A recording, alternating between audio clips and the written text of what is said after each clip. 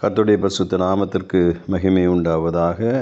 இன்றைய இறைவார்த்தை ஆதியாகமம் 33:5. அவன் தன் கண்களை ஏறெடுத்து ஸ்திரீகளையும் பிள்ளைகளையும் கண்டு, உன்னோடு இருக்கிற இவர்கள் யார் என்றான். அதற்கு அவன், தேவன் உமது அடியானுக்கு அருளின பிள்ளைகள் என்றான். Genesis 33:5. And he lifted his eyes and saw the women and children and said, Who are these with you?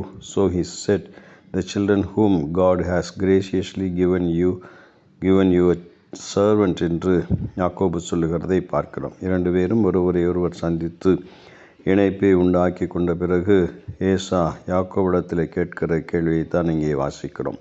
பிள்ளைகள் கர்த்தரால் கொடுக்கப்பட்ட சுதந்திரம் என்கிறதை சாலமோன் சொல்லுகிற வார்த்தையை யாக்கோபு இங்கே சொல்லி, தேவன் அருளின பிள்ளைகள் என்று சொல்லுகிற போது பெற்றோருடைய மனநிலை பிள்ளைகளை சார்ந்து எப்படி இருக்க வேண்டும் என்பதை யாக்கோபு தெளிவுபடுத்துகிறதை நாம் இங்கே வாசிக்கிறோம். பெற்றோர் தேவன் கொடுத்த பிள்ளைகளாக, அவர்களை ஆண்டவருக்குரியவர்களாக, தேவனுக்கு அடுத்த காரியங்களிலே வளர்க்க வேண்டியது அவசியம் என்பதை பெற்றோர் நினைக்க வேண்டும்.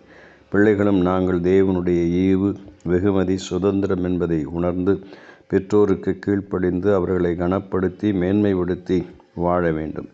ஏசாவுக்கு பெரிய மகிழ்ச்சி, பல நாட்கள் பகையை மறந்து ஏற்பட்ட உறவிலே, இணைப்பிலே, குடும்ப உறவுகளை ஸ்திரப்படுத்தி கொள்ளுகிறதை நாம் வாசிக்கிறோம். தேவனுடைய பிள்ளைகளாகி நமது வாழ்க்கையிலும் அப்படிப்பட்ட உறவுகளை மேம்படுத்துகிறவர்களாக நாம் காணப்பட வேண்டும். பெற்றோருக்கும் பிள்ளைகளுக்கும் இடையே இருக்கின்ற தேவனை குறித்த அந்த கரிசனையும் அக்கறையும் தேவனை குறித்ததான அறிவும் இருக்க வேண்டும் என்பதை இந்த வேதவசனம் நமக்கு சொல்லுகிறது. கர்த்தர் நம்மை ஆசீர்வதிப்பாராக. ஆமென்.